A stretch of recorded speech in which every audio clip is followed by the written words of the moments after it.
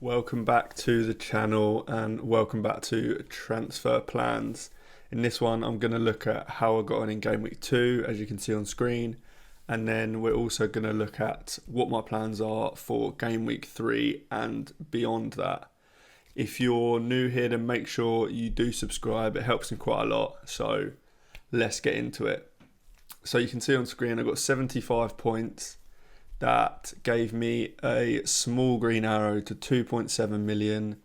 Not the best start, to be honest, but I've never really started well anyway, so I'm not too concerned at this point. Henderson in goal, 1 point. He really isn't getting me any points, but I'm not even considering transferring him out.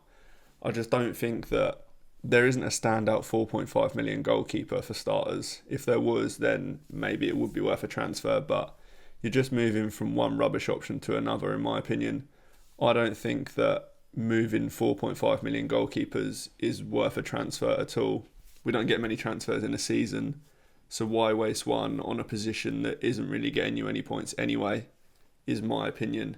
Henderson won't go the whole season without keeping a clean sheet, but also I just don't think he's a better or worse option than any of the other 4.5s, to be honest. So yeah, I'll be keeping him. Absolutely no chance I'll be selling him. Robinson, 7 points, got an assist. Not ideal that he didn't keep a clean sheet, but he's so attacking that the assist makes up for it, so I'm happy with him. Trent, 6 points. I didn't actually watch the game, so I'm not too sure how kind of attacking he was or anything like that, but 6 points is fine in that game. Pedro Porro again, 6 points. Seemed like all of the defenders got involved apart from him really, but that's fine. Got a 9 points last week, 6 points this week. Really happy with his returns. The midfield is lacking big time. Bruno Fernandes, 2 points. It looks like he was really involved again, same as last week. So this week's fixture isn't ideal, but I don't think I plan on selling him. I'll talk about it more when I go through my Game Week 3 plans anyway. But yeah, he's doing all the right things. He's just not getting the goals and the assists, annoyingly. Saka got an assist. The fixture wasn't the best with Aston Villa, so any return I'd have been happy with, and 6 points is absolutely fine. Eze, 2 points. Again, I think he's had the most shots out of anyone this season in the league so far. So he's similar to Bruno, where he's doing all the right things, he's just not getting the goals and assists. But again, he won't be going anywhere. And Nkunku, now he's the problem. Obviously, he didn't start against Wolves. He only came on in the 83rd minute. So he really is looking like a minute's risk going forward. I'll talk about him in the Game Week 3 plans as well. Then up front we had Haaland, obviously got a hat-trick. I was tempted to triple captain him, but I thought I'd save it for later in the season. People that did triple captain, fair play, well done. Great result from that, but I'm not too annoyed that I didn't really. João Pedro with the goal, he's just getting fantastic minutes, way better than I thought he would. So again, really happy that he picked up a goal. And Isak, I actually watched that Newcastle game. They were terrible, to be honest, for most of the game. Towards the end of the second half, they picked it up a bit, but Bournemouth were just the better team, for sure. Anyway, let's look at my Game Week 3 plans now. Okay, now moving on to my Game Week 3 team. As you can see on screen, I have already made a transfer. I've bought in Morgan Rogers for Nkunku. Nkunku was just a problem at this point.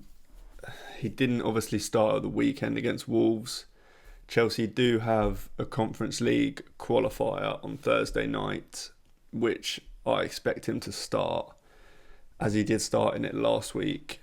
And that start probably means that he won't start next weekend. I also wouldn't expect Chelsea to change too much from this weekend's lineup to next weekend's lineup, as obviously they scored 6 goals. So I can't see them changing too much. I think Madueke will start again on the right, which means Palmer will start in the middle, which doesn't really leave much room for Nkunku. Even if it was on the left, I imagine that actually Pedro Neto probably is more likely to start on the left than Nkunku is. So not only was Nkunku a problem for game week 3, he was just a problem going forward, to be honest. His minutes were never going to be able to be trusted now. So Morgan Rogers was brought in.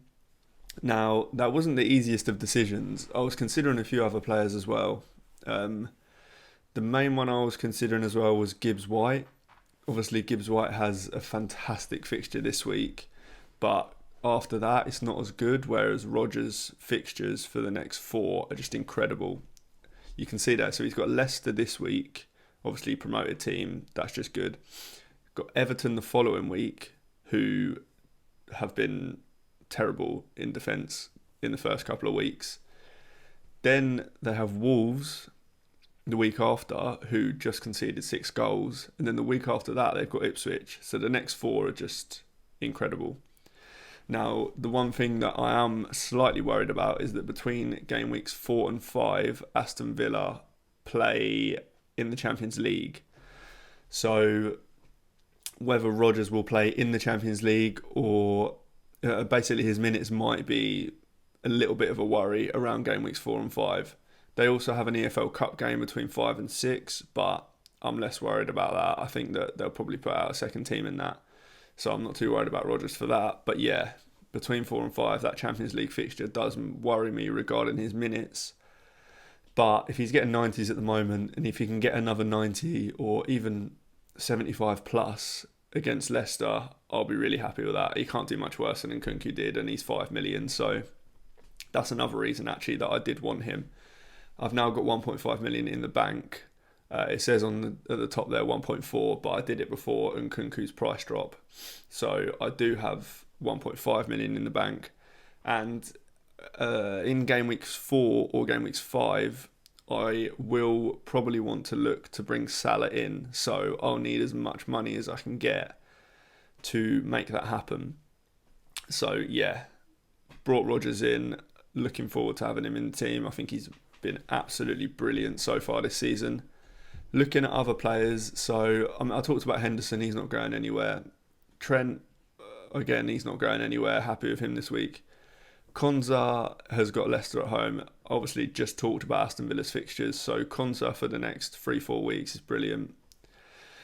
Robinson and Porro, I'm not sure if I will start I'm not sure if I'll start Robinson, I'm not sure if I'll start Porro, I'm not sure if I'll start both.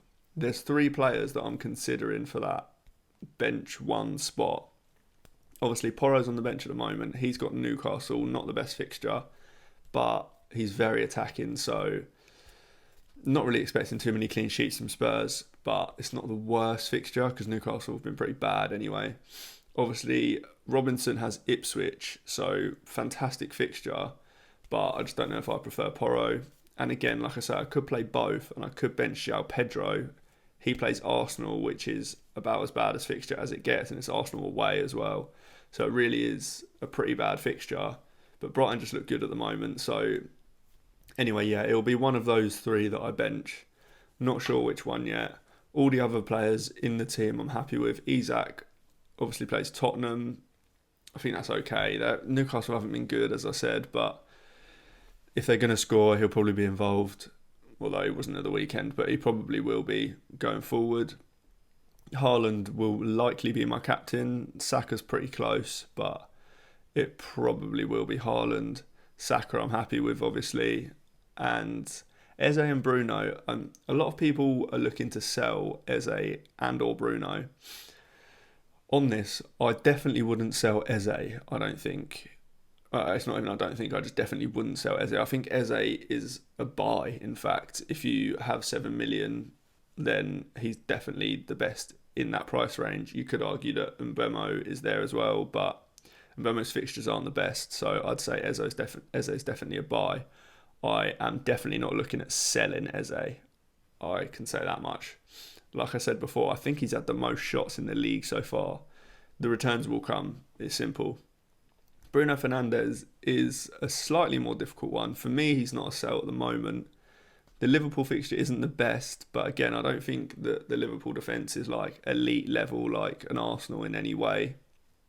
Next week he's obviously got Southampton as well, so I'm happy to keep Bruno for now. I think he might be the make weight for Salah at some point.